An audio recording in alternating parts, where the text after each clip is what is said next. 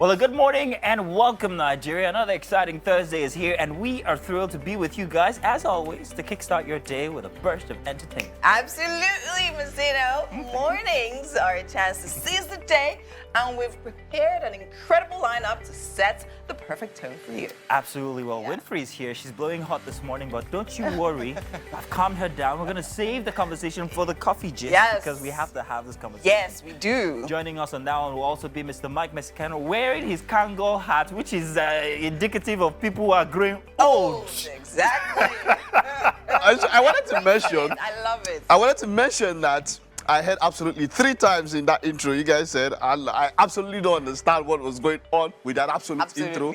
That's your problem. Yes, I once mentioned to Mazzino that growing old is a blessing denied many, sadly. But yeah, it's a good thing to grow old and healthy. Yes, indeed. That's fantastic. Mike said something on Tuesday. He said growing old is actually graceful because not everybody gets to grow old. So when people like you say to me, when you start making that type of statement, when you say to me that I'm getting old, There's no comeback for this one. it's grace. Ego touch. We pray that it touches everybody. Of course, it touches everybody, my brother. It does. But Mike is accepting it, and I love it. But Mazzino, I'll keep it on wraps. I'm still young. Yes, you are. Forever. Listen, guys, we have so much excitement and activities planned out for you guys today. So please endeavor to stay with us throughout the entire duration of the show. We've got, 1 hour and 45 minutes just for you guys. We're going to throw you and make sure that you have a very fantastic start to your Thursday. My name, of course, is Mazzino Appeal. And I am Winfrey Agboleche. Thank you for joining us on your favorite premium breakfast show. As usual, we're streaming live at tvcentertainment.tv and on Facebook at TVC Connect. Don't forget to download our app on Android and iOS stores to stay connected with us on the go. Yes, indeed. You can also catch the show live like you're doing perhaps right now on channel 16 on GOTV. And we're on band 49 if you want to use the UHF band. And of course, keep the conversation going across all social media platforms at TVC Connect on Facebook, Instagram, TikTok, and on that new app that has an X. No. Yeah, because not new, it's the old one. Now, today's show promises to be spectacular. We've got an exciting book review lined up for you guys, and we'll meet the talented author behind it. But first, let's check out the highlights for today's show. Yes. We are starting with arts display. For all the art enthusiasts out there, get ready for an artistic fiesta. Right? We definitely have a talented contemporary Nigerian artist, Adeniyi Adetula, who will showcase some of his awesome pieces.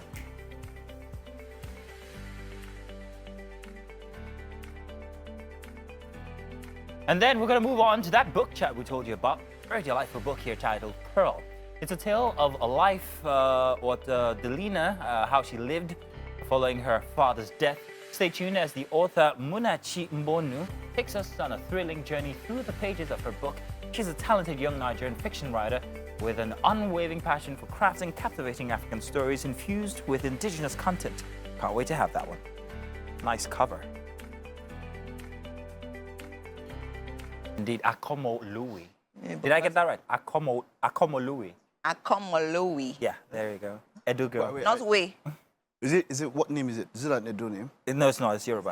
Okay, I thought you said when you said Edo girl, I thought. In any case, Mike, welcome. Winfrey, welcome. Interesting stuff that I discovered yesterday. Welcome. Thank you very much. No, welcome. How much do you guys believe in alien life? Oh, I saw that stuff. You saw it, yeah? U.S. government they had a very interesting congress a couple of days ago where they actually inquired specifically inquired from officials about the possibility that they have alien ships and have discovered biological alien life. And it was a very interesting one because it's not like one of those things where like hearsay, perhaps this. It was a real conversation. In fact, there's stuff about that they picked up some. It was from a UFO, a particular UFO that they've gotten. And you know, UFOs have been there from wherever. And you hear about UFO, you don't hear what happens, and it's normal. You don't expect the military, or as it were, to say things that would maybe cause panic. Panic, exactly, to the public. Look, there is so much we don't know. Under the water. you know, and above us, Yeah. and around us. There's so much we don't know. Like, in fact, in as much as if we start talking about the one under the water, that one, No, that one is it's scary. We haven't. I doubt we've discovered 1/3 of life under the water. Under the water, of course. Now, regarding space, I have a couple of questions. Now, a lot of people have been asking these questions. If you go through the comment section of this conversation, why is it that it's only America that the aliens want to land? Why can't they come and land here? Even if they want to land, who wants to take them? If they've been landing in those states, we'll be saying that which. They don't say don't get aliens. Another if you did. Anyways, this is my question. This is my question, right? So now, why is the mention and the thought of aliens, why is it fearful? It is a bit, because It is because of the media.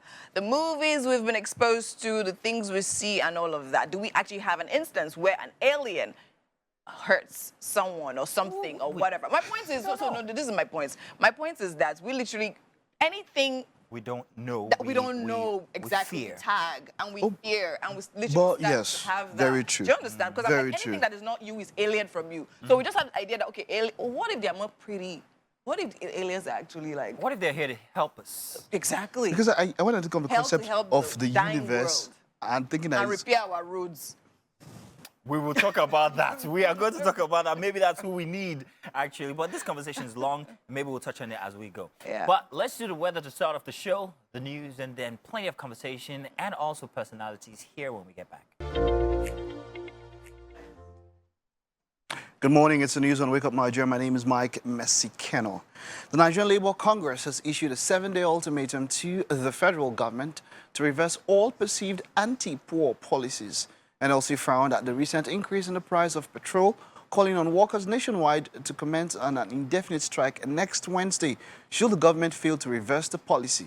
And this is as the Nigerian Association of Resident Doctors begins a strike after several attempts to get the federal government to solve their unmet demands. This recent strike comes despite intervention by the Secretary to the Government of the Federation and the Speaker of the House of Reps. Health correspondent Kemi Balogun has more details. Once again, patients who remain at the receiving end suffer the brunt of several strike actions undertaken by healthcare workers. Longer waiting hours and almost empty waiting halls are now the order of the day across some hospitals who have gone into full strike mode, like the National Hospital of Abuja. Patients here, like Ejoro, say despite the strike, the hospital services are still effective. There's nothing special about it. There was no delay. Spokesman of the hospital, however, admits that most of the services have been hampered due to the strike. He highlights what needs to be done to ensure that hospital effective service delivery is not affected. The body, the national body, that what they are saying is that government should make an attempt to at least pick one or two from their demands, and if that is done, they could negotiate the remaining demands from them, and then they'll go back to work. Resident doctors have gone on strike more than 170 times in the last 10 years, constantly taking a toll on patients. This recent strike action comes after a 2-week ultimatum had elapsed on the 19th of July due to some unanswered requirements by the doctors. The strike, which started at 12 a.m. on Wednesday, was declared as a last resort after a few ultimatums, appeals, and several engagements with the federal government took place over the last couple of weeks. Some of the demands on the table remain the issue of an immediate payment of the 2023 Medical Residency Training Fund, payment of skipping arrears, as well as an upward 200% review of the consolidated medical salary structure. We had meeting with the SGF, we had meeting with the Speaker, House of Rep, and promises were made. But since we had the meeting with them, nothing has been done, nothing positive has come out from that quarter. And our members are agitating because what we went on strike for is something that should be done as fast as possible. It's something that we can no longer wait for. We've been waiting and it has really affected us. There has been no reaction yet from the Ministry of Health as at the time of filing in this report. Kemi Balogun, TVC News, Abuja. A judge has questioned a plea deal for U.S. President Joe Biden's son, Hunter, to plead guilty to minor charges of not paying his taxes on time. The agreements could spare Mr. Biden prison time and prosecution on a more serious gun possession charge. But a federal judge on Wednesday raised concerns about whether the deal could interfere with ongoing inquiries. The case marks the first time the Justice Department has charged the child of a sitting president. It follows a 5-year Justice Department investigation into the finances of Hunter Biden, who arrived on Wednesday morning at the court in Wilmington, Delaware. During the hearing, U.S. District Court Judge Violin questioned the provision in the plea deal that contained details about not prosecuting Hunter Biden for any future tax crimes. Defense lawyers had cast the plea deal as the final chapter in the inquiry into their client's finances, but prosecutors confirmed in court that the probe was ongoing. Welcome back. I'm enjoying a very interesting brew here by Winfrey. What is in this? Alien tea? Yeah, it's alien tea. It's green tea and a mix of vitamins, actually. I like it. I like it. You've got bee poop in it, however. Yeah. Honey. In any case, Winfrey has a very interesting story to tell. Perhaps maybe at this rate we'll be employing aliens to come and help us with our roads. This is what we're talking about or referring to earlier. But you had an instance from Sunday? Yes, on Sunday. So Sunday, I went to see my mother-in-law in Festac. Welcome. And I'm like, I don't even know what. So before we leave, I think this is what actually brings the story together for me. Before we leave, she literally is showing us like a video made by a guy that lives in Festac, literally reporting how terrible the road is. What's the name of the road? Second Avenue. Second Avenue. Worst Sorry, it's Avenue. not a road anymore. It's more of like a uncharted territory. Exactly. So it's like a gully, and then with the rain, so it's literally looking like. Is it just one road? So it looks like a river. All roads in Festac. All roads. Because when you say, we are pinpointing one road. No, at least those ones you can still, you know how we Yeah. Okay. This one is impassable. Impassable. This one you can't pass it. So like there was a video of a trailer that had to literally drive on the curb. Like the road is that bad. A trailer cannot pass it. It's that bad. So, and incidentally and apparently, in front of the road, we have a police station, right? Area E Command. Yes, Area E Command. And literally, so now we're applying the road, and of course, the road is terrible. People are moving to the other lane to pass there, and then right after they pass the horrors of it, they now get back go to the back. bank, Yeah, but the car I was in was really low, and the bumper literally had already come off, and like we're trying to like make sure that no other parts fall away and everything. So we can't even go back to the normal lane. Like it's that terrible. And then right in front of where like people are going there's like a police stop. So there's a police station, and then I don't want to even say there's a police. So there's a police station. It's an illegal stop. Let's call it what it is. It's an illegal stop. So I literally see this man dressed in a camouflage with bathroom slippers holding a weapon. And I mean, the name tag on the uniform is literally, like you can't read what it's on. It's worn out. The uniform is worn out. The other guy behind him is literally on mufti as well and holding a rifle. And okay, he's stopping us. Okay, what's happening? Oh, yeah, for one way. So we're like, okay, can't you see the road? It is literally unchartable. And they're like, hey, did you see anybody? They've literally gone back to the road. I'm like, the bumper is literally already out, and then this car is too low to literally go back on that side. And I was like, hey, okay, calm down. So we shall calm down. We're trying to explain to him, like, civil human beings, but then again, there's this whole thing going on. Like, so my thinking is, okay, fine, what is the issue? So people are passing, doing something that is bad. Okay, is the right thing to tell them to come back, enter their station, or maybe turn back, or try to understand that the road is actually terrible? But that's not even, you enter your station, oh, we will write this bed today, you will do this one today. So like all Did they try extorting you? All these threats and everything. And then the other one is like, okay, they look like reasonable people. Okay, let's not waste your time. You know, it's Sunday, and everything. My brother, because I was my husband, come, let me have a word with you. And my husband goes to meet him, and they're talking. Then he comes back. What's the problem? People, what do you say? They want 150,000 naira. Area E. Hey, come on. Hey, 150,000 naira. So you're saying that if they book the car, it will cost this one. Before you get this one, that we don't want to be thinking that. So he was literally doing cost analysis for us and all of that. So instead of doing all of that, let's literally just 150,000 naira, and then this one, that one, and everything.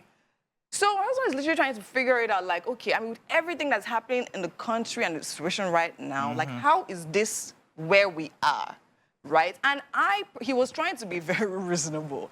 On the other hand, I was fuming, but you know how men are, you have to let them take take charge. So I was telling him, I'm like, we don't even need to be here right now. But he's like, oh, and everything. Trying to explain to the man that you can't do this, blah, blah, blah, blah, blah. So now this is the catch for me. So there's another office. So I think there are two police stations. Buildings. There are two buildings. One of them is actual police station. The other Yes. one is actually, there's a small jail there. So Yes. we coordinate all the Exactly. activities So first of all, when we stop, he tells us to reverse. there. To the other building, which isn't the office. Yes, we should reverse so that they're out of sight of something we didn't know, and then like we just said we should come to the office. So I started noticing that they were just being sketchy, this one down, one down, one down. So the guy was just saying that there's a POS woman right there, something we should just quickly. I'm like, quickly what? So when he realized that we're not necessarily the same, we're like, hey, okay, now we'll be here today. So like, it didn't necessarily turn to an issue because, I mean, there was no screaming, there was no all of that and all of that. But apparently, I mean, we had people on the side. For instance, the POS lady. They have an ecosystem that POS they lady. operate that helps with all of these nefarious activities. So you Literally. have a woman out there Literally. who you can go get cash from, bring. You can't transfer Yes, to them because to if you them. do, it's traceable. So they want you to go out there So and there's get a the money's No, the thing cash. that even gets to me the most is the fact that with all of that happening, they were wary of their Oga finding out. Exactly. And all of that. So the lady literally said that I mean, the Oga is literally in the next building. If you actually go there, everything will end. So I'm like, so the nerve to still stand on the road and do that, despite the fact that you have an authority that Illegal stuff. literally, I'm like, it doesn't make sense. And I'm like, this is not the first, second, or third time this kind of thing is happening. Like, we see Nigerians on the streets, like, having different issues. It's bad enough that the roads are terrible. That the economy is why bad. Is the road that bad? And then in front of a police station, I think is just like, it's Winfrey, let me How go. did it end? Oh my God. I just like, how did it end? Did you pay the 150? Not only one, pay which one? She's pressed, by the way. You have to I'm remember pressed that. and I'm a Did you, lawyer. did you, did you, Exactly. did you show yourself small? She didn't. She refused to. She wanted I us to said find I her. was under the Did arm it- of did my it bini- husband did it now. bini area I was come a out small? humble wife. But what would you But do? The What thing would is you that do? the guy obviously read body language because I was fuming. So I was with my phone. I was recording the road. I was like literally trying to like, and what's that? So he collected, like he literally said, when he called my husband to talk, he said my husband should take off his wristwatch. Oh. Literally, he actually said They've had that instances. take off your wristwatch No and all records, of that. nothing. No, and all of so he saw me. He was like, "Madam, what are you doing?" I'm like, "Please Take don't off talk your to me." wristwatch. I don't. Yeah, because you could record with your wristwatch. Yeah, you can these record days. with your wristwatch. So he was from Yeah. means sharp guy. So Yeah. take off your wristwatch. So I'm like, Okay, so yeah, what would I do? I don't know. Like you said, you're a member of the press. I'm a member of the press. The first thing I would do is that if I'm not breaking the law, I've done my best not to. There was an instance. Maybe let me not talk to you, so we don't take so much time. But where something seemed like it was before a light, and then I stopped. But one then, of their names is Monday, by the way. Just yeah, there. and then I moved into. So I was already going, but the light already switched. So I stopped and then moved a bit. But that place was in front of the pedestrian Okay. crossing. So they said it was for service vehicles. And I said, I didn't break the law and all of that. They took me to the office and all of that. And then, of course, found out I was a member of the press and all of that. But I didn't use that as an excuse. I didn't break the law. But what they said was I got into a service lane. I said, I'm a servant of the state. That was where I came from. You know, but then, like you said, I will do my best not to. If I break the law, that's a different case. But now in this case, yes, they can have an argument that they broke the law, but the road, what do you want them to do? Exactly. To me, I think it's an entrapment. It is entrapment. intentional It's because of victimization. why didn't it stand at the point where the road is bad, obviously unpliable? Why is it that right in front, like once you see people diverse? Well, obviously, Winfrey, they're taking advantage of, course. you know, that bad And road then to when But my you're son- actually applying, I mean, one way for obvious reasons, what is the right thing to do? Are these men on the road to aid our lives, to help us be better, to protect us? Or are they really there to harm us and to literally extort us? These are the, Who is the LGA chairman? like, The- literally. Festa. What's happening? Who's the DPO of that set? What's happening? Valentine. Festa? I can't remember his name, but Valentine. His name is Valentine. Sharp stone Yes. or sand or something. Road is- Now, Valentine, and I'm speaking to you specifically, you know what's going on in Festac. There's no one road that is pliable in Festac. Everything is deteriorating. It's been doing so for the past 6 months, and it's getting worse. Police are taking advantage. It's your call as the chairman. First of Nigerians all, are you suffering need enough, to. please. We are suffering enough, and Festac is it's really a shadow of what it used to I be. think I'm money to buy fuel. I think I'm money to adjust bumper. Thinking of Reduce tariff the engine. hike in electricity and all of that. Listen, man, I'm sorry about your experience. Then why are the men so poorly dressed? If you're a uniform man, you will wear your complete uniform. My Right. dad was a uniform man. You'll never catch my dad with uniform okay and slippers, now. even in the house. We If you're free. taking it off, you take off Mike, the fan exact her, thing. please. Winfrey. It's okay. uniform man. Please, Lawyer. please, you people should not be vexing Winfrey like this now. What is it? We don't even have a show again. She's ranting. Winfrey, apologies. That welcome to Festac was terrible. It won't happen again. Next time, call Superman. Well, good morning and welcome again. It's time for the papers this morning. It's a Thursday and we have them right here with us. You might want to join or perhaps maybe pick one after you've heard the headlines that will be reeling out for you. I've got with me Mr. Mike Misakeno in his Kangol hat. Okay. Once again, let's make it happen. Welcome. Let's do this. Let's start from the Daily Trust newspaper this morning. And we have this very interesting big headline here. Coup attempt, ECOWAS sends mission to Niger Republic. Residents protest as EU, France, AU condemn military takeover. It's long time coming, diplomats say. Move can affect Nigeria. Security architecture, say experts know. So this concerns us. No longer an attempt. It's no longer, exactly. I was wondering if it, why call it an success attempt? Because there was an address by the, I don't call them corporates now, no, not corporates, by the, well, the military officials. The military officials and all of that. And they've officially stated that they have taken control of government. And all that. So they are neighbors. I mean, we share a border with them, and I can understand why somebody would say that there is a problem with our security architecture might have some issues. The agitation is security and a number of things. But whichever way, we know that no matter how justified their what they need is, but their actions are not justifiable. We don't. Democracy has been entrenched. Yeah, to find a way to sort out things through democracy and all of that. And of course, yes, and our president, of course, being the president of ECOWAS, he spoke because this was a bit expected. Signs were already there, and he spoke about the zero tolerance to coups in West Africa. But I think that a delegation has been sent, and they have to talk, find a way to sort this out. Think that's going to have any positive outcome? Maybe you see, most of the time, I hope they're reasonable enough to say, okay, maybe we want a government that will listen to the people, so maybe we want to hold the power for a time. In an African setting, it's been very rare that you have, quote-unquote, reasonable military takeovers. The intentions might be authentic, but then again, when it comes back to throwing it back into a democratic hand, that rarely happens. Well, it does, but very, very after a very long time. Still more headlines on the Daily Trust before we move over to your headlines. Bandits kill 7 soldiers. Warhead, 28 farmers in Zamfara, Bauchi. Labour issues 7-day strike notice, urges FG to reverse anti-masses policies. This is still on the front page of the Daily Trust. And diphtheria, Bauchi shuts down schools as 5 students die. Very, very sad news there. At the very bottom for Daily Trust. That's the one. Resident doctors strike, cripples health services nationwide. Critically ill patients turn back, others discharged, stranded. I don't want to go back and talk about this, but we have to. Situation, strike as our first option each time, especially when it comes to the medical sector. See that part that says critically ill? Yeah. Patients turn back, some will die. Definitely, that happens. I don't know what to say, how to say about this, but let Nigerian healthcare not happen to you. Yeah, nice way to put it. What paper do you have? Oh, man. Okay, so let's see. The Guardian here. We can see here, Thursday, 27th of July, Tinubu toes familiar part as ministers may not resume till September. Of course, there was a delay from the House for the list, for the list and all of that. So we don't know how that one will come out too. We have here Niger coup. ECOWAS global community won't tolerate threats to democracy, says Tinubu. Nigeria orders risk losing U.S. market over uneven AGOA utilization.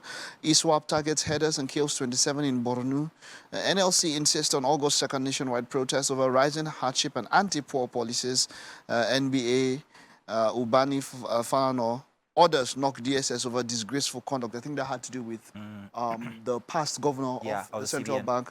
That's Godwin Emefiele. That was rather uncouth. That was I mean, disturbing and embarrassing display of uniformed men. Officers of the correction service, which is the prison, and the DSS. It wasn't.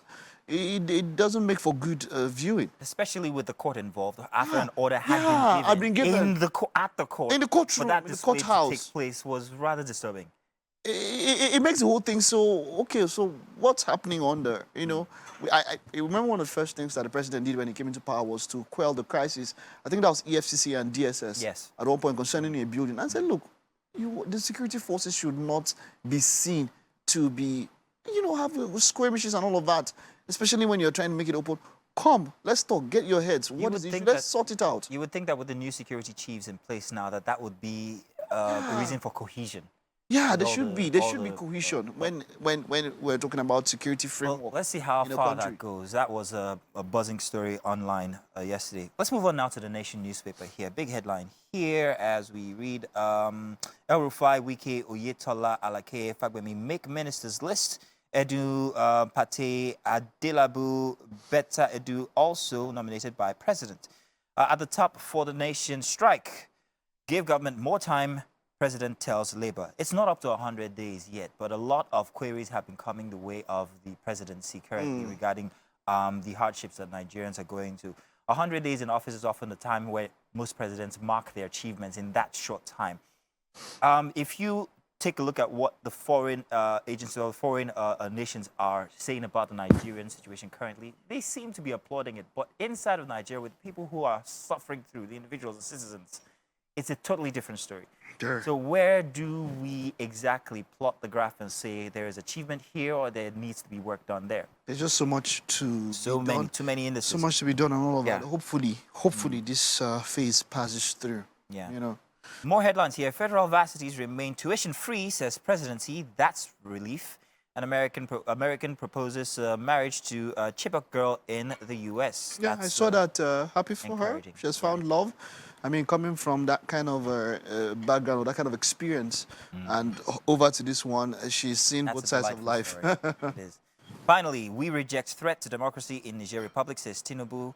Restore constitutional order, says ECOWAS, UN, AU, US, EU, and others. We've talked about this from before. That's it for the Nation newspaper. You've got one more? Okay, maybe just a punch. Tinubu pleads for more time as NLC issues strike notice. There should be some sort of come to a compromise. That's what I'm saying. Yeah.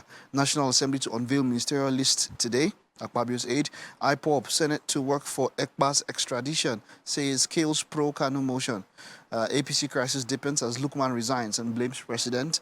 That news, of course, was breaking. Niger president supporters protest. AU ECOWAS condemn coup plot. Mass burial. NSAS coalition demands DNA mapping and compensation. Daredevil daylight robbers return to Lagos streets. yeah. You know, you had mentioned about that because yeah, of the situation of the crimes. country, crime would rise. Yeah.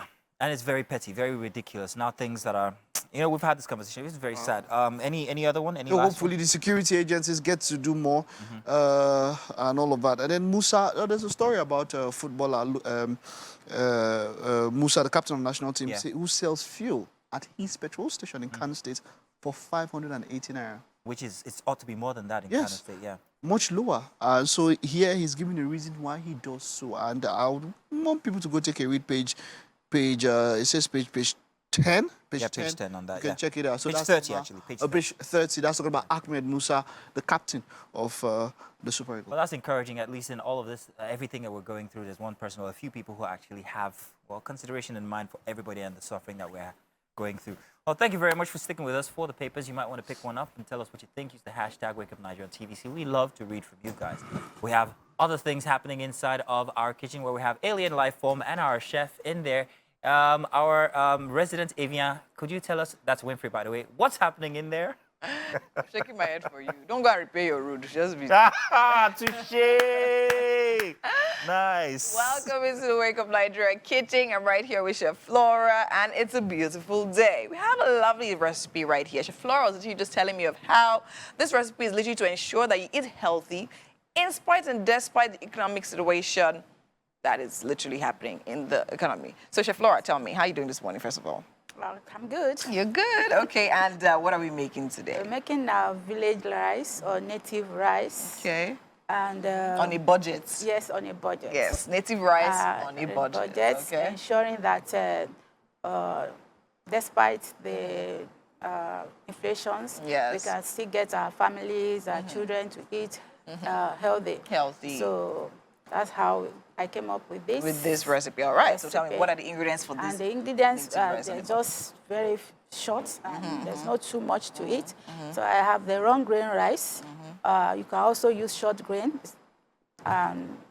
It's optional. Yeah. I have my palm oil here, pepper mix, which is a mixture of bell pepper, Scotch bonnet pepper, and chili pepper, onions, garlic, ginger, all mixed together. All mixed together, nice. And I have my suya. I have my soya pepper. Yeah. Because it's a native, rice, so we need to get that natural spice. Yes. There's a lot of natural spices used in seasoning soya, so it brings out that. That taste. Yes. Amazing, because even the suya, buying the suya literally even gives you free onions. Yeah. So it's part of the saving on the budget. Yes. And so we have crayfish here. Yeah. We have the pomo, and ensure that I use the white one. Why are you using the white one? Yeah, the white one is free from the carbon 4 oxide. Oh, okay. So Okay. Just, Okay. Yes. So, and I have locust beans. Locust That's beans, the natural seasoning. Okay. Seasoning cubes All right. and Onions, tomatoes, tomato, garlic, and ginger. garlic. Amazing. So now tell me, what method are we using to prepare this rice? Are we going through the normal rice method, or is it one pot? What's the plan? Okay, so I'm going to wait. I'll first put in my rice, boil it, and then when it's a bit done, then we go in with the rest of the things. Okay. But I'm going to fry the pepper separately. You're gonna fry, okay. Yes, I don't like putting fresh pepper direct into the rice. Okay. It's tasting, so I need to Yes. fry out the pepper, then I transfer it into the rice. Okay. And cook it out together. And cook it all together. I mean, that literally sounds pretty easy and straightforward, right?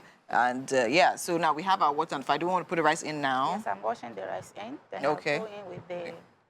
Okay, with the frying of the pepper. Yeah, so let's start. Okay. Yeah.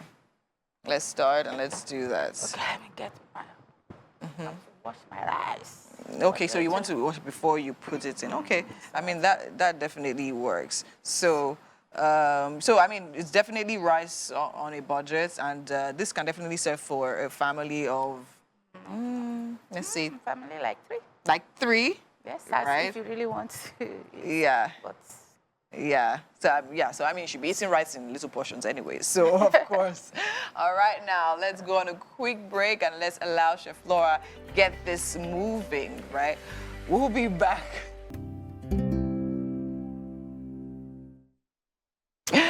Thank you for staying with us. Still your favorite breakfast show, Wake Up Nigeria, and it's still a Thursday edition. And right now we have a book to review. It's a delightful one, right? And it's titled Pearl, actually, A Tale of the Life Dilemma lived following her father's death. And I have with me the author here, Munachi Mbonu. Hi, dear. How are you doing this morning? I'm good, thank you. You're so pretty. I look forward, or like I'm trying to live back to days when my skin was so flawless. So this literally has a really lovely cover. Thank and all of you. that. Now, tell me, why at 16 are you writing a book? Okay, I actually started writing at the age of 7. Huh. It started off as a hobby. Gloat is allowed. Yeah, I usually used to write like really short stories on my laptop when my mom got me a laptop. And then it kept piling up, and you know, one day I was like, okay, let me actually extend these stories. Oh, nice. Yeah, so I showed my mom, and then she was like, okay, you're really good at writing. Like, I can see the plot, I can see where this is going. Why not finish it? Yeah. And then at the age of 10, I was able to publish my first 2 books. Oh, nice. Tell me about them. Okay, Chidubem and Conceal, those are the first 2 ones. Chidubem was inspired by a real life story, my cousins that came to Lagos for the first time and everything. So like it's kind of like a comic book. Yeah, then Concealed is just like one of these like high school drama kind of book, yeah. Okay, but so that was when I that's happening in school, so that's when you pull your inspiration. So you literally pull inspiration from things happening around you. Yeah. All right, so now in my hands, I'm holding Pearl. Okay. Now tell me, what is Pearl about? I think something lovely I love about is the fact that you actually use precious stones as the content, titles. I think it's beautiful. So tell me about Pearl. Okay, so unlike the other 3 books I've written that were meant to be enjoyed by everyone, first of all, this book has an age rating of 13 because of the topics that are considered sensitive by society. Yeah. This book talks about the importance of mental health and gives people the courage to seek help if they need. Yeah. Okay, so now talking about the importance of mental health. Where did that come from? Why did you decide to write about mental health? All right, so I started writing this book about almost 2 years ago when I heard this story. It's a real life experience from someone I know.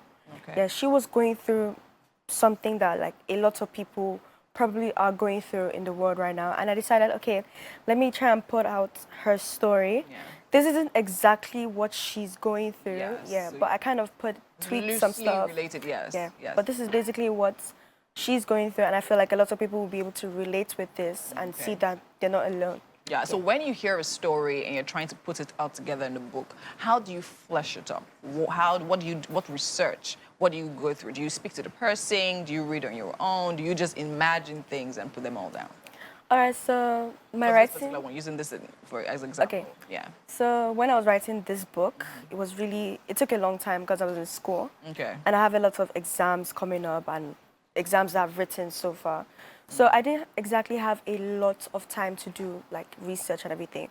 At a point I was like, okay, I'm writing a mental health book. I haven't exactly gone through what she's gone through. Yes. And I wanted to be really relatable, so I did a lot of research on Google, but then it was really like surface information, the ones that people like usually hear about and everything. And I was like, okay, I went like to meet the person. I had a chat with her actually. Okay. She was fine with me like putting this Writing out and about, everything. yes. So That's that very was important. that was like the major thing that really inspired this book and everything. Yeah. Okay, great. So now let's talk about the chapters. Now let me pick my favorite precious stone. Let me see. Moonstone. Tell me about the chapter Moonstone. Sorry. And why? No, before you go there, tell me why did you decide to actually title after precious stones? Okay, so I feel like it's like a symbolism. Okay. And like pearl, like alone, like it's a beautiful stone and everything. Because the character, I don't really want to spoil anything, but like the character, everyone sees her as this beautiful inspiration. She's wonderful, or like when you lay eyes on her at first. But then pearls like come from oysters, and oysters aren't really attractive and everything. Yeah, so I think that's where she's coming. That's where like the inspiration came from, because she didn't really come from like a glamorous background and everything. Yeah, and then the chapters, I decided like let me make it fun, because I don't want it to be chapter 1, chapter 2, chapter 3. Yeah.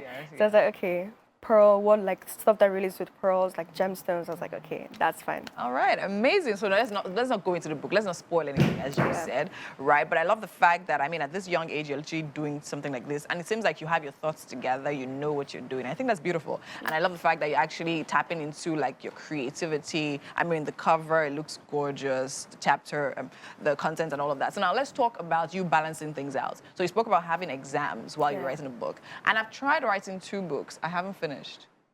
Like, I literally just write and I just can't, right? So how do you manage to balance that out? Okay, so first of all, I had to learn discipline and goal setting. Yeah, because as like a student, you're easily carried away with your books. You can say, oh, you have the excuse to be like, oh, I'm studying, I have exams, this and that and everything. But then actually you have to like set your mind to actually do that thing. Okay, so you like have to plan out your day. I usually plan out my day. Sometimes I don't write. Sometimes my day is just free, I rest and everything. But most of the time, I'm like, okay, I'll study this, I'll do this, and then maybe I'll write a chapter or 2, or maybe a short story, like just to keep me busy and everything. And usually inspiration comes from that. Because let's say I write like a short piece the other day, I'm like, okay, I can work on this. I can add this to this. So you basically have like a schedule. You know what you want. Like, I think she has her life all figured out, right? Is that because we don't have the element of adulthood in it yet? Maybe mommy's paying the bills, so, I mean. Okay, so now tell me, when you released this book, what was the acceptance like? What do people, first of all, who's the target audience for this? Okay, so this is targeted on our generation, especially the youth. Your generation? Because well, it's meant for everyone, but then it's mostly targeted for this generation, because the setting is literally like. But do they read though? Yeah, I'm trying to, like, with my books, I'm trying to build on the reading culture. So I'm writing things that are relatable to a lot of people, especially around my age. So, like, they can relate with it and, you know, keep reading and everything. And probably inspire someone to maybe do the same. Have your friends actually read this book? Yeah, they have. What's their review like? They loved it. They were like, okay, this is different from the other books you've written. Like, there are lots of, like, a few serious issues and then moral, like real life moral lessons and everything. Yeah. And they aren't like the same age as her, so like they can tell like, okay, I won't do this when I'm like when you're at that point. So it's also even very instructive as well, and it helps guide them through that part of life. I think that's really, really brilliant. And I definitely love it. And I love the fact that your mom is literally like really supportive. Yeah, she's my #1 fan. You're your #1 fan, and mommy's right here in the studio looking pretty. I mean, I love this. So now what's next with this? Do you have another paper you're working on right now? What are you looking at future-wise? Actually, at the same day I published this book, I launched a website. Okay. All you need to do is just go to mbonu.com on like any browser, sign up. It's totally free. It's really accessible. There are lots of free stories there and everything. Yeah, so I will be... What's the website about? Okay, so the website has lots of stories, but like with different age groups. Yeah, so you can like you fall into any category. Yes, there's teens, there's adults, there's also folk tales told by Joker Silva. Yeah, so anyone abroad like can go to the website and like, you know, learn about Nigerian culture and everything. Amazing. Yeah, so I think I'll be working more on the website because it's really new. I'm gonna be putting more stories, maybe collaborate with other people. Yeah, I'm in my last year of school. I'm in year 12. Oh, nice. Yeah, so I have exams and mock exams to like focus on. But grateful, hopefully, by the grace of God, I'm able to do another book. Amazing. Definitely, I'm sure you're going to live a really long life, and you definitely are going to drop more and more books. Thank you so much. Thank you so much for having me. I mean, it was amazing and pleasant having you. Thank you so much. Mommy, you're doing a really good job. Well done. All right, and that's it on this part of things right here. But I have Mike in my kitchen. I wonder what he's doing. Wonder, wonder, wonder, wonder, wonder, wonder, wonder, wonder, wonder. Okay, so she go on to wonder. Okay, so yeah, of course, I'm taking you in first place. Chef Flora, great to have you. So welcome. Thank you for all of this. What are we doing today? We're doing native or village rice. Rice, wonderful. Let's take a look at the... All right, wonderful. Let's take a look at the ingredients that we're using just before we come over. If you missed the beginning, we've already started. We've gotten into it. We're preparing our sauce already. We have suya here. Yeah. Okay, wonderful. There's onions, there's seasoning cubes, there's garlic. Yes, we use the minced pepper. Okay. Of bell pepper, chili pepper, butterscotch pepper, and then we have locust bean. Okay. We have crayfish. Wonderful. And palm oil. Okay. This the pomo was very, very, very clear, very neat and all that. I love the way the pomo looks. Boiled pomo is not the burnt one. Okay. Because the burnt one is like it's not healthy. So is it? Do you go to somewhere where you can buy the burnt one and then there's somewhere else you can buy this one that's not burnt? Yes, you can go to the butchers in the market and tell them you get the fresh one. Get the fresh one. Yes. Please, if I'm eating your pomo, make sure it's not burnt. Thank you. All right, but then we already have our rice boiling here. Our sauce is almost ready and all of that. Okay, this is wonderful. So like all those other ingredients that we mentioned, they have already been put together in the sauce. This looks, and then of course there's ginger here, right? It's already in the mix. It's already in the mix. Yes. Okay, so for people that have an allergy towards ginger, that don't really like ginger, they should avoid this one. No. There are some people that don't really like ginger. No, it's a flavor. And when you are using a flavor, it just has to be, sparing, not something that not something so much that. I understand something that people should be.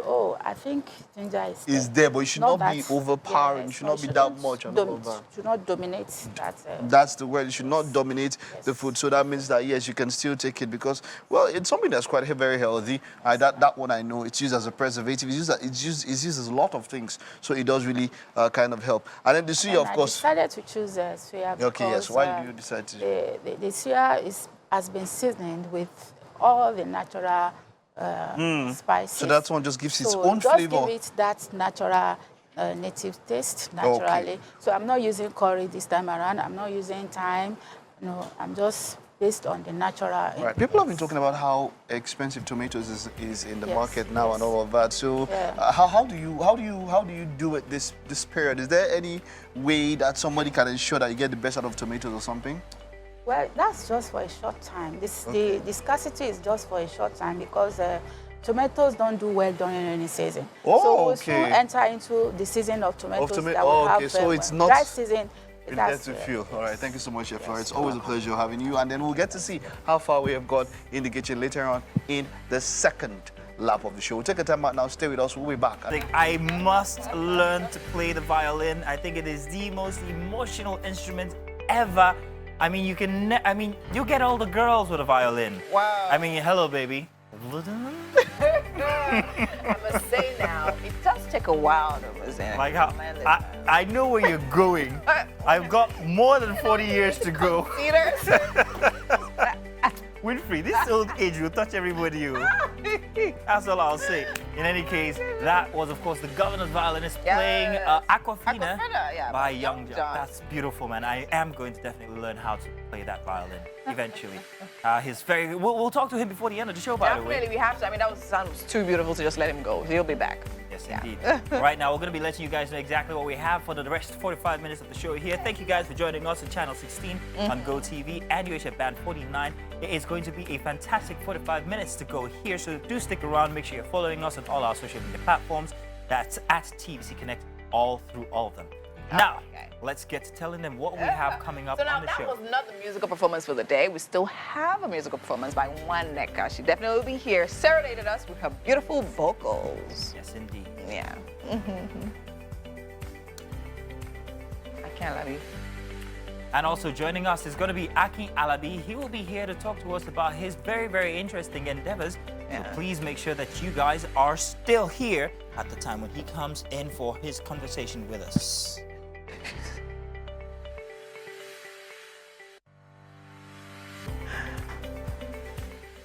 Very interesting. Can you play an instrument? So I started with the flute. I was quite good at it. I remember I could play the national anthem because I was part of a school band in primary school, primary 4, primary 5. So when we used to, music class then seemed like punishment. Exactly. See, that's something that's where I'm going. That's something that for us growing up, a lot of things are not the way they are now. Yeah. I mean, now you have children that their parents understand that they might be a little slow academically, but that doesn't mean that they will not excel in so well. And you know, I've seen some kids now. It's not those days. We know about the story of, like, say, for Richard Branson, who was dyslexic and all of that. That a child has a challenge at some particular age doesn't mean he's unintelligent. And it doesn't. Most of the times, the very intelligent ones, they seem like they have challenges at some point in time. So music then was, it was like, oh, the music we do, sports or music. But I used to play the flute. I saw a professor. And then a little bit of a piano. I saw a professor only just yesterday, funny enough, and he was telling that his students, when they leave the country and they come back and they say to him, "Sir, you did us a disservice." And he's like, "I gave you the best education. What do you mean a disservice?" He said, "Yes, you gave us the best education, but there were other ancillary things that you left out." For one thing, when we went outside the country, we discovered that every single kid in our class could play an instrument. Musical instruments. But we couldn't. And that was left out in our academics. It wasn't left out to be. I remember having music class. But the problem is that the teachers were terrible. That's literally what I was saying. Because, same thing. I remember trying to play the flute, but it was like punishment, literally. It wasn't enjoyable. It wasn't presented in a way that also it was peer enjoyable. pressure, because your peers look at it like, music, exactly that kind of thing. You know, but now in this day and age where people are talking about, I mean, look at footballers. Did you hear somebody's salary wants to collect in 1 year? Yeah. If you buy your state's budget for by Nigeria. Okay. So now, Project Mbappe, where you give that a start? Play ball. Listen, let's know what you play and what you think about the present state of, academics and music, whether it goes hand in hand, whether it should. But it definitely should. Let's do I was going to say let's do the music. Please help me. Let's do the weather, Mazzino. Good morning, it's the news once again. My name is Mike Mesikeno. Nigeria's House of Reps has moved to compel international oil companies operating in the Niger Delta region to comply with the provisions of the Act establishing the Niger Delta Development Commission. The parliament is also to probe the cause of a tanker fire incident in Ore, Ondo State, which claimed 30 lives, including a pregnant woman. National Assembly correspondent Joke Adisa reports. The day's legislative business opened with a number of motions of urgent public importance. One of them was on the hike in international flight tickets. To set up an ad hoc committee to invite representatives of foreign airlines operating in Nigeria, including Permanent Secretary, Federal Ministry of Aviation, to explain the reasons of hiking flights and dispatching cost of flight tickets in international flights emanating from Nigeria and other West African countries. The recent fire incident in Ore, Ondo State, which led to the death of 30 persons, is now a subject of probe before the legislators.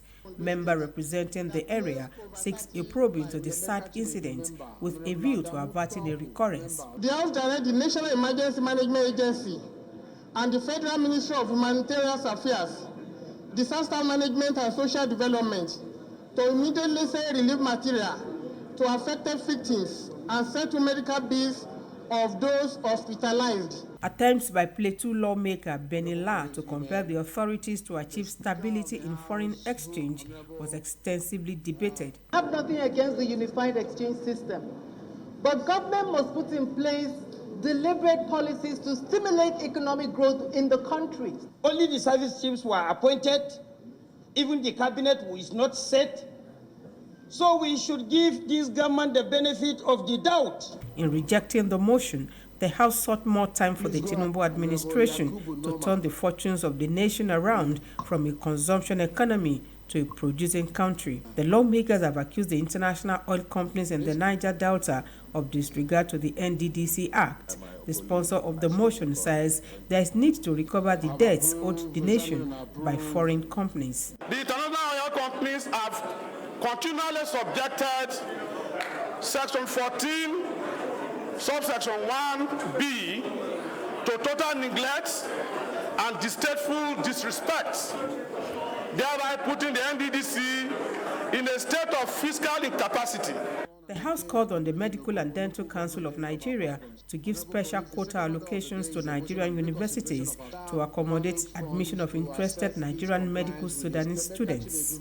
Joke Yatsa, TVC News, Abuja. Now, one of the major challenges bedeviling the over 18,000 internally displaced victims of Mangu militia attacks now seeking refuge in temporary IDP camps is the issue of feeding and proper shelter.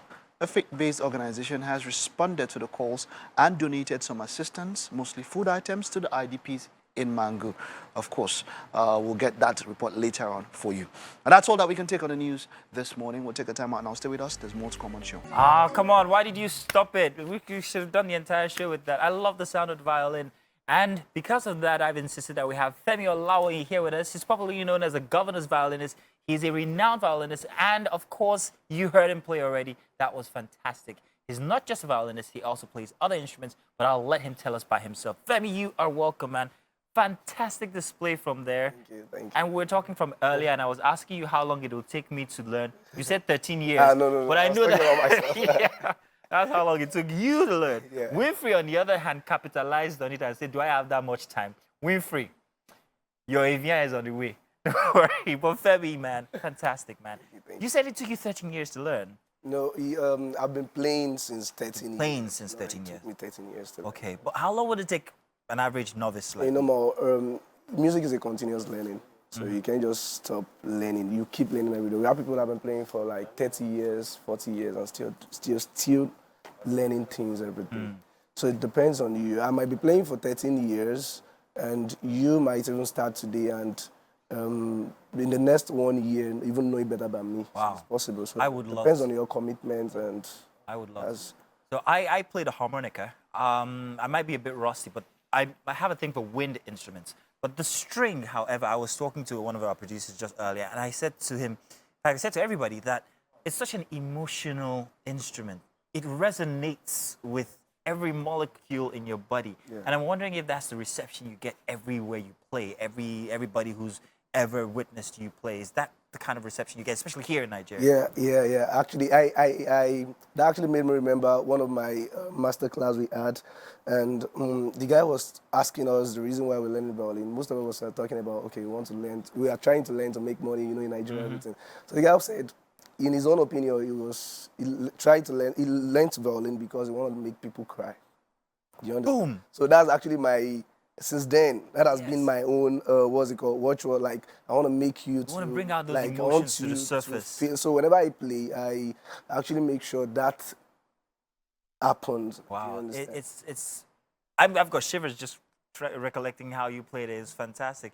Now, there's a certain twist to your own art. You have imbibed an urban sense to it, where you're making covers of songs that we know, like the Afrobeat songs and everything. That must make you very popular with people who want you to come and play at events. Does that happen? Yeah, I've actually been doing that since, but sometimes I stop because there's no more time again, because most of all these hit songs I have to do, or recordings, like all these Sheyi Vibe songs you've been hearing, I'm the violinist behind it. Boom. Did you do any for Ashake as well? Yeah, I did one for Ashake. That's the guy. There he is. There he is. Fantastic, man. That's beautiful. Why are you called the governor's violinist anyway? Okay, sometimes, I think 2 years ago, I had a gig and Governor Sanwo-Olu was around. Oh, okay. You understand? So like 3 times. So my friends were like, okay, I posted it. Come on, you've been playing with Governor now. So since then, okay, this guy is a governor. So I just took that name straight. I think that name is fine. Governor's violinist. That's how it happened. Wow. Okay. To show you how much I love violinists, I used to be a big fan. I still am. I don't know if she still plays. Miri Ben Ari, if I'm not mistaken. She's an American violinist. She plays pop music, but with the violin. She's got an entire, like, big albums out there. Do you have any underway? Are you looking to put together like a catalog of Nigerian urban music onto a disc for everybody? Yeah, I actually did one, like, let's say 2 years ago. I did one, and it has like 14 tracks, I guess, yeah. Okay. Most of all these Afrobeat and foreign songs to just combine together. But after that, you know, I told you so many things is happening here, so we have to make money, everything. So I've not been having time to do covers. I just do it once in a while, and even if you want to hear me, you hear me in songs. So yeah, you're backing track. Like, not even backing track, in songs, in hit songs that you're hearing. Yeah, so I'm part of it. So definitely, that one just gave me, I just felt like relaxed that they can hear me in this song. So definitely, nice. I don't need to. There are 2 things to people who can play music or play an instrument. Somebody said that I have to be able to read music. Is that a must? Can you, for instance, read sheet music? Yeah, I'm a classical trained violinist. Fantastic. So I studied from Muzon School of MTN Scholarship. So normally, in my own opinion, I used to try to correct people. Like, it's a different thing. It's very good to read music, but let's assume you're picking up someone, let's say from Underbridge Oshodi, and he wants to learn violin. Going through all this reading, all these things, will actually stress. So there's actually a way you can teach someone without going all through stress like that. There's actually a way you can break it down. There's a way you can teach you how to read music now, and within 5 minutes you understand it. Really? So like making staff notation, all these alphabets, and it's so easy. So instead of all these do, re, mi, fa, so you have to go through pitch and all those things, pitch problem. More like listening. Your listening problem. So as time goes on, you now begin to build yourself, and you just say, come on, I'm getting these things. So it's just a way of breaking it down, but it depends on the teacher you have, actually. Do you understand? People have. So it depends on the teacher they have. So. So if your music has that effect on men, because you're playing and I'm like, wow, that's just so, I'll say it, it's just so sexy. What effect does it have on women, and how do you manage that? Are you wearing a ring purposely, or is that because you're married? I'm married. How does your wife manage with all the serenading other women? She doesn't have a choice. She doesn't. But you do admit that it gets the girls, doesn't it? Yeah, sure. See, where's Winfrey? Winfrey, I told you it gets the girls. How does she manage? How do you manage all of that? I'm sorry I'm asking, but no, it's a normal thing. Do you find that women are more attuned to the violin than men, or is it the same reaction they give you? It depends. It depends. Most times I get more reactions from men, and most times from women. But I'm a kind of person that I'm very, very open, and I don't have all this dirty minds. Yeah, like, exactly. You understand? Exactly. So it's a normal thing. I'll even be like, loyal to you, respectful. Like you calling me Femi, say, okay, man, no problem. So you feel like, come on, this guy he's a church boy. You understand? So you've got a fantastic life, especially that it's playing over the backing track of a violin. It's fantastic. Your wife is a lucky person to have that at home, and anytime she's angry, you just whip out a stick and then maybe I'm sorry type thing. She'll get tired. It's great to have you here, man. Thank you so much. Listen, we want to say thank you for that performance, and we're looking out for more coming from you. Want to see you at events. I think I've come across you at an event before. I'm very sure it was a book launch, perhaps, maybe sometime last year. We'll talk about that after. In any case, thank you very much, Femi. The governor's violin is here with us. Fantastic performer, fantastic instrumentalist, and hey, we want to see more from you. Thank you so much. Tell you what we're going to do. Let's do a very short break. And we're not done with the performances here today because today is a Thursday anyway, and art is the name of the game. So let's take this very short break with one of his performances, and we'll be back.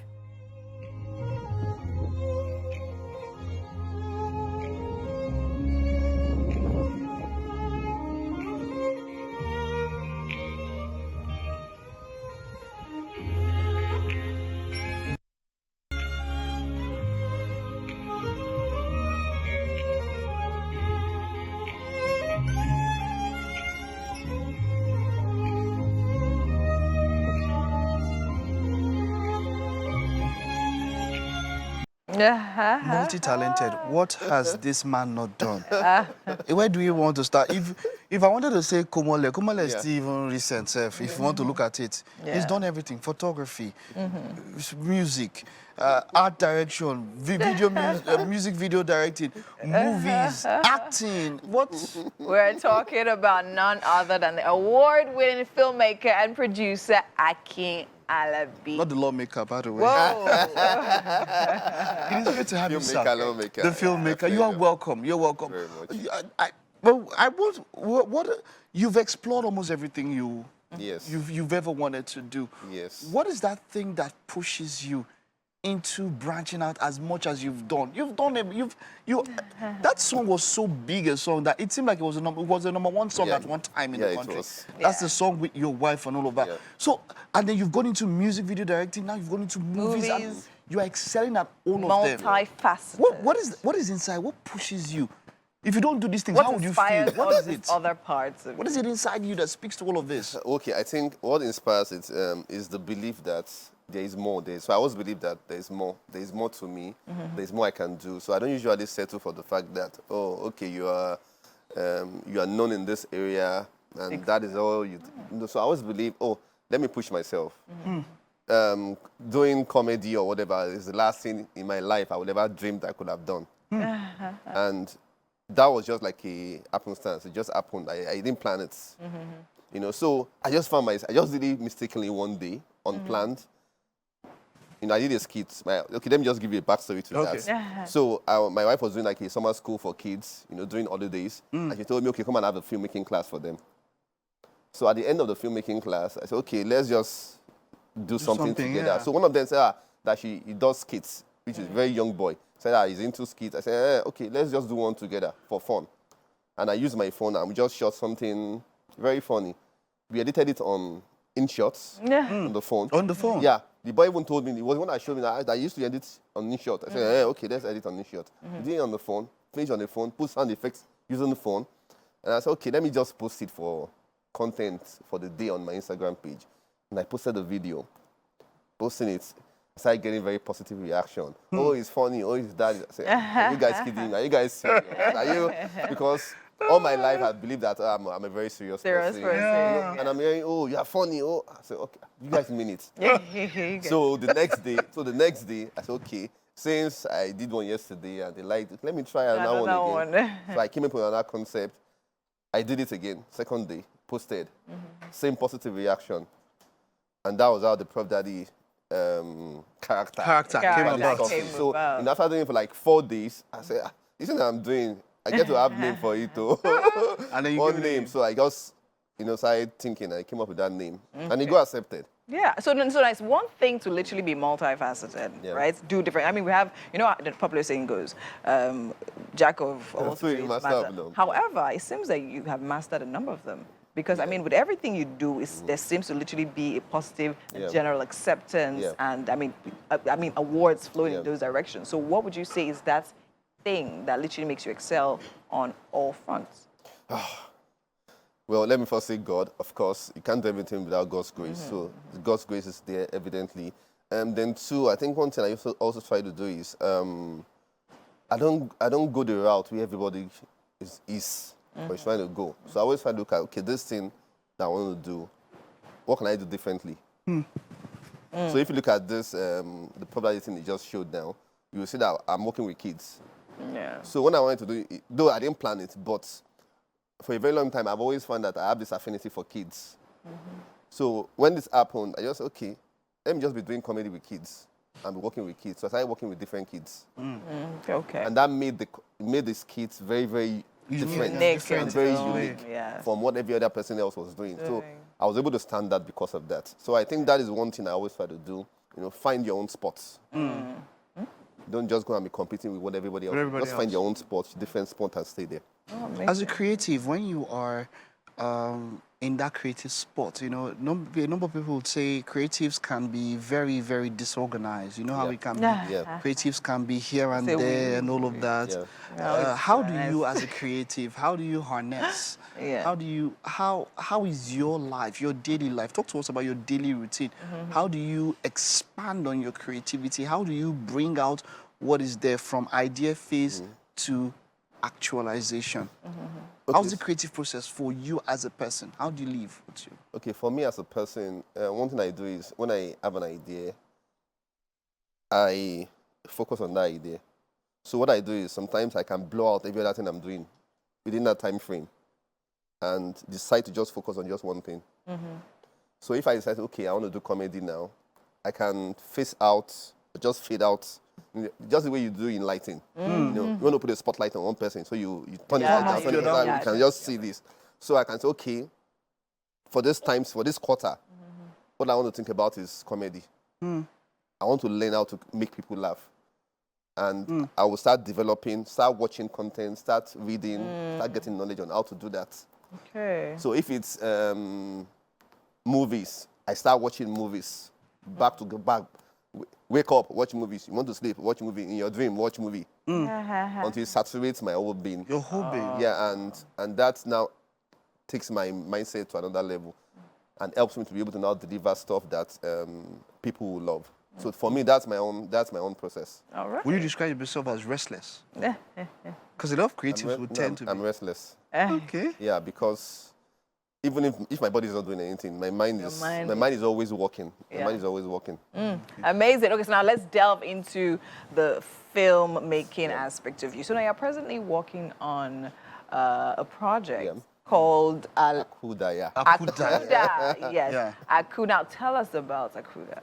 Okay, so it's a movie I co-directed with Olumide Akimolayan. Okay. It's a new film. It's not new. So we worked on it. Started shooting last year. And the movie is coming out August 4th in the cinemas. And what is unique about our story is that it's a story about this Yoruba ideology, where they believe that when some people die, they don't go to heaven. They still stay on earth and possibly move to another state or another country to go and live their life normally.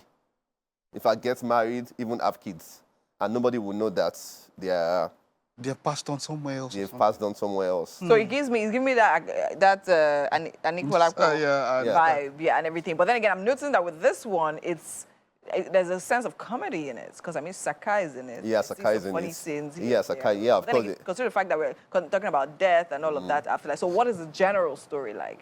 Well, as I said, the general story like is delving into that Yoruba spirituality mindset or belief system. And to see, is this thing a reality? Does it happen? Because we've heard stories. Yes. But is it a reality? Do you believe it happens? I believe in it. Okay. Because there are many things to this world that is beyond. You don't understand. You don't understand. Look, 100%. Like you can't understand. I'm there with you on that one. So some things you just accept. Don't try to, decode it or try to understand it. Just, it happens because people have had that kind of experience. Right, you see, now this, let's talk about this. Still on the film industry, in Hollywood, there's a lot happening now. Yeah. Writers have gone on strike. There's something about the actors about to go on strike and all of that due to a lot of things have to do with streaming. Streaming has changed a lot with the cinema culture. A lot of people stay back at home. You see movies releasing in cinema and then on streaming at the same time. There's quite a lot coming down to here in Nollywood. How has... We've seen the advent of streaming here. It also is a big thing here. The cinema culture. Looking forward, do you think it's dying? Do you think it'll get to a point where streaming will just take over everything and the cinema will be outdated, as it were? What do you think? The streaming versus the cinema culture on wars? Well, I think the streaming is going up. Cinema is saying, oh, no, you can't go down. Yeah, no, it is a fight back. Yeah, but nothing is impossible. Everything's about innovation. If you can innovate, you stay afloat. So that's the thing. So if cinemas can find out new strategies to innovate, you know, departing from the normal traditional way of doing cinemas, if they can find strategies to innovate. Because incidentally, you know, James Cameron, he mentioned, he said, look, streaming was one of the reasons why he has delayed a bit. Like, he says, for you to get the full experience of Avatar movies, you don't want to watch it on a phone or on a TV screen. It has to be grow up together. a big screen. Yeah, so I was going to say, so for me, cinema is more about the experience. I still believe there's certain kind of movies that you have to watch in the cinema, giving that effect, the sound, the visuals. Now, talking about visuals, now the picture of your movie is beautiful. Literally, it's very attractive. You want to watch it and all of that. And now I want to talk about the producing, the production aspect. So now pulling the team together, getting people to get that type, because I mean, we've seen a lot of movies here. I mean, Nollywood is literally doing so much right now. But then again, there's certain type of qualities that we actually notice with only certain type of film. So what was the production process like for you? Well, it was, as I said, I was a co-director. And the director handled some certain part of the movie, and my own task was basically, you know, the visual part. Making sure, okay, this thing comes out very well. And it wasn't easy because we had little time, lots of pressure. I remember let me just share one particular incident. There was a scene, I think this is in the trailer, there's a scene where you have Shola Shobali walking in to meet a Babalao. And in that scene, it's a very big space. Very... Yeah, that's it. Yeah, that's it. That's it. Now, when we got to that location, the first day, area boys were all over the place, demanding for money. We couldn't shoot. So eventually the director just called their bluff and said he's not paying any dime, whatever. We didn't shoot that day. We left. So eventually we scheduled again. We came back the second time. When we came back the second time, he was saying, oh, let's start. And because we were even under pressure, Auntie Shada was giving us pressure because of the security issue. That she doesn't want to stay there so long. I said, this space is too beautiful to just shoot something flat. I said, no, we need to light up the space properly. We need to get lanterns and put these lanterns on every pole. We had to wait for them to go and get those old school lamps and set them on that place, do the lighting properly before you're able to shoot. But even still that, we were still very under pressure, shooting under pressure. You know, but when you see it, you just see the beauty. Oh, this is beautiful. Cool. But everything is like a choice. If I could have chosen to just say, let's just shoot it. Just shoot it like that. And just shoot it like that. But I said, no. If you're going to do something, let's just do it properly and do it well. I mean, that's another conversation I would really love some to other have. time. Then again, we have to. We're out of time. Thank you so much. Thank you very much. You are inspirational, and we'll be looking forward to the things that you have coming up even after this one. Thank you. So we have something for you in the kitchen. We have breakfast for you. So let's go check out the kitchen. All right. Okay.